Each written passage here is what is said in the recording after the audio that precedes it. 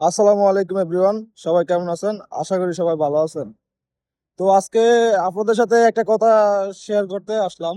মানে মানে একটা লোকের আর কি ওর যার কথা বলবো তার পরিচয় হয়তো বা চিনা চিনা ফেলবেন। তো আমি পরিচয় দিতে চাচ্ছি না। তো ঘটনাটা এরকম যে ওই ছেলেটা হলো গিয়া সৌদি প্রবাসী। মানে দেশে ছুটিতে গেছে, দেশে ছুটি করে আবার ফিরে আসছে। তো আসার পরে আহ, ও যে কোম্পানিতে ছিল ওই কোম্পানিতে চাকরি ছিল না, কাজ ছিল না, তো এই জন্য ওরে চাকরি থেকে বের করে দেয়। তারপর ওই অনেক মাস বসে ছিল আর কি। মানে মোটামুটি 5-6 মাস ওই বসে ছিল। পরে বসে থাকার কারণে পরে দেখে আর পারতেছে না। এদেশেও তো থাকাটা তো বসে বসে খানাটা তো এত সহজ না এখানে।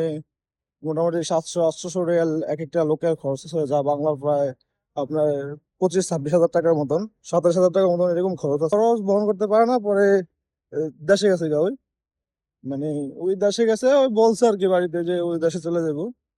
তো ওই দেশে গেছে গা। দেশে যাওয়ার পরে ওই ফ্যামিলি মানে ও- ওইজন দেশে গেছে, ওই ফোন দিয়ে গেছে দেশে, বলছে দেশে যাবে। তো ওই যেদিন যাইবো ওই দিনকার ডেটও বলে দিছে। কিন্তু ওই ভাবছিল যে এয়ারপোর্টে ওর ফ্যামিলি কেউ আসবে ওরে রিসিভ করতে গেলে। বাট ওর ফ্যামিলি কেউ ওরে রিসিভ করতে আসে নাই। যাক, রিসিভ করতে আসে নাই। পরে দিয়া ওই ওখান থেকে চলে গেছে, বাসায় গেছে। বাসায় গেছে আর কেউ ওরে মানে ওরে সবাই দেখেও না দেখার ভান ধরে যে যার যার কাজ করতেছিল। ওরে তেমন একটা পাত্তা দেয় নাই। ওই যে আসছে, জিজ্ঞাসা করবো যে কি অবস্থা, কেমন আছোস, অথবা কি কেন আসছিস, এরকম কোনো কথাই বলে না। তো কি করবো আর, ওই আমি চলে আসছি আমার রুমে।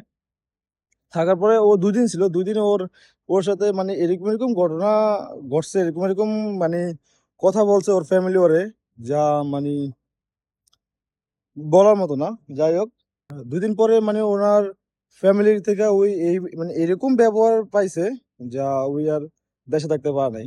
পরে ওই ওর ফ্রেন্ড থেকে টাকা নিয়ে টিকিট কেটে আবার ফিরা সৌদি আইসা পড়ছে। তো আইসা ওর সাথে আমার লাগে কত হয়েছে কালকে রাত্রে।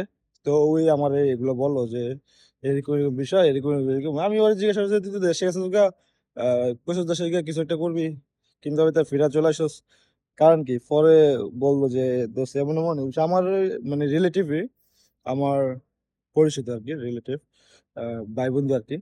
তো